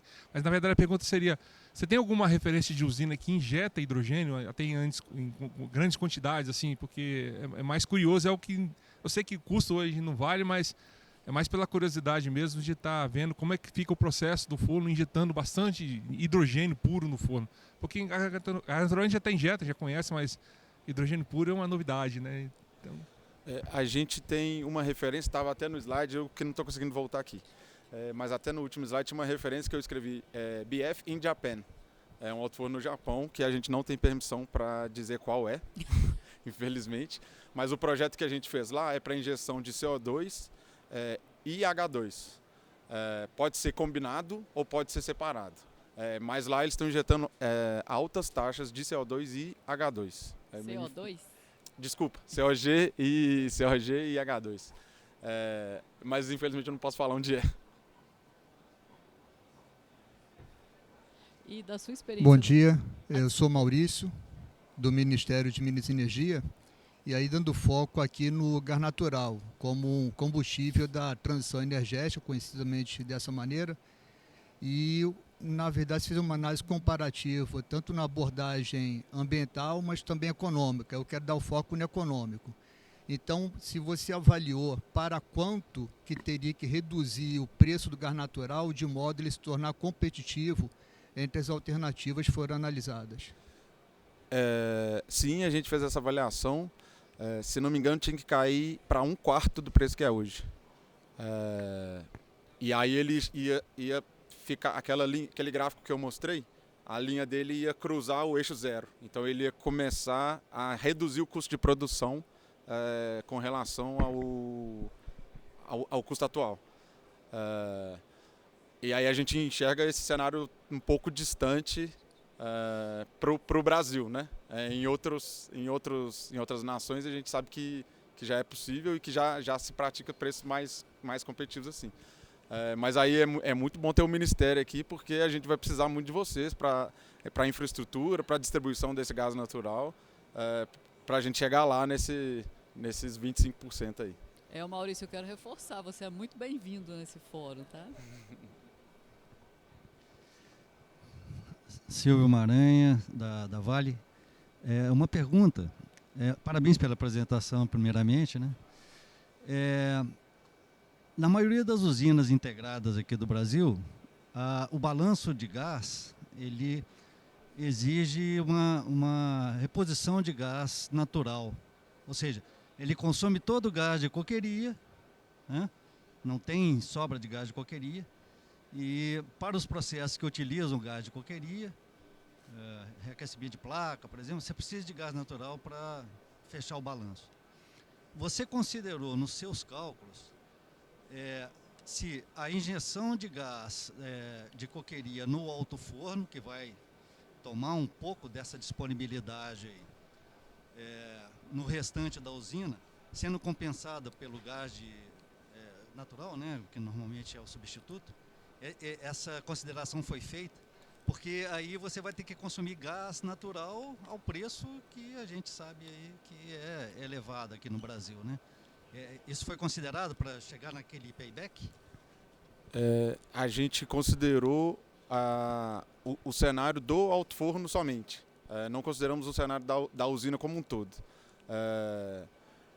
O que você falou é 100% verdade. Assim, se o gás natural vai entrar no alto forno, ele tem que sair de um outro consumidor. Mas o que a gente enxerga em algumas plantas é que existe o excedente de gás natural que está sendo... Não entendi. O gás de coqueria, no caso, né? Ok. Você normalmente não sobra gás de coqueria, né? Então coqueria. você teria que, injetando o gás de coqueria no alto forno, você teria que adquirir gás natural para repor a necessidade do gás de coqueria. Não, perfeito, entendi. Não, a gente fez a nossa avaliação olhou para o alto forno e para os custos de produção do alto forno. De fato, se você precisar substituir o gás de coqueria em outro lugar, essa análise a gente ainda não fez, mas está em progresso. Mas aí essa substituição do gás de coqueria em outro lugar teria de ser avaliada num trabalho futuro. E que tenhamos mais coquerias, né? Tendo mais coquerias, aí a gente vai ter o gás, né? Acho que a gente tem mais uma questão ou não? Mais uma.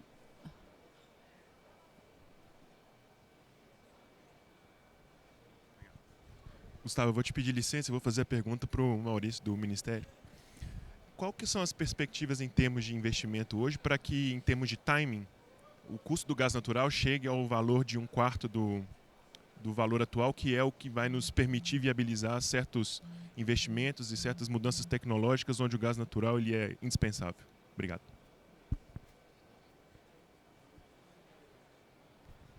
Bom, eu posso dar mais detalhes às 11 horas,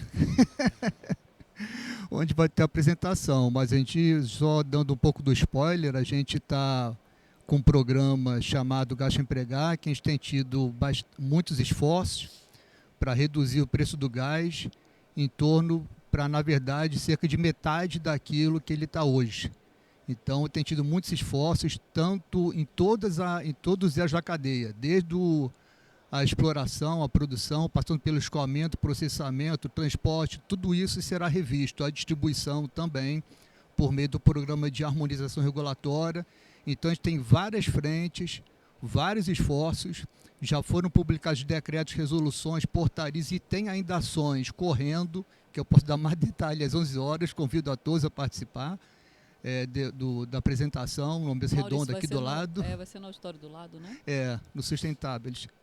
Então, mas aí, dando um pouco do spoiler, sem alongar demais, a gente está com várias ações e muito comprometidos com a redução do preço do gás. A gente sabe que, em particular, o setor siderúrgico vem passando por muita dificuldade, uma competição muito difícil, por conta do preço do gás, que a gente sabe que é alto e sabe que tem que baixar, e estamos fazendo todo esforço para baixar.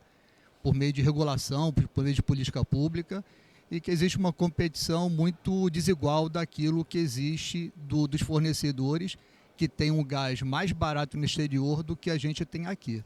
Então, está vendo todos os esforços, estamos comprometidos com a redução do preço do gás.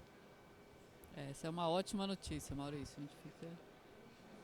Que a metade seja só uma parte, né? Que a gente ainda consiga chegar a mais aí. Bom, infelizmente a gente vai ter que interromper, né? Chegou o final aqui dessa primeira sessão. Obrigada mais uma vez, Gustavo, pela sua apresentação. Palmas aí para você. E obrigada a todos vocês pela presença. Um abraço.